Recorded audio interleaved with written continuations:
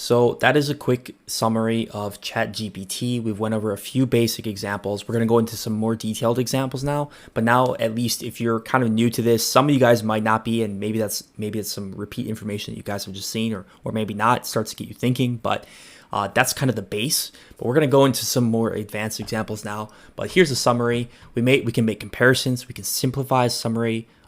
Or expand on input data. We can discover new information previously unknown, which is interesting. I'll show some more examples about that. That will start to get your brain thinking about how it's a little bit different than a Google search. Because remember what I said, Google search, you have to know what you're searching for. This is a way to think of things that you don't know about.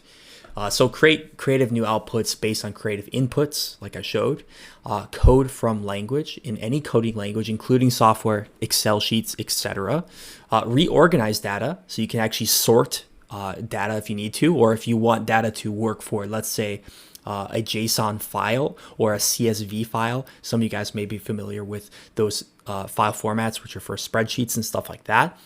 So those are all things to start to wrap your head around. Could you take a giant block of text, pick out the name, pick out the location, and then assemble that into an Excel sheet? You could. It would be able to sort and find that information. So those are all things to just briefly think about, and we'll go into some more examples coming up here.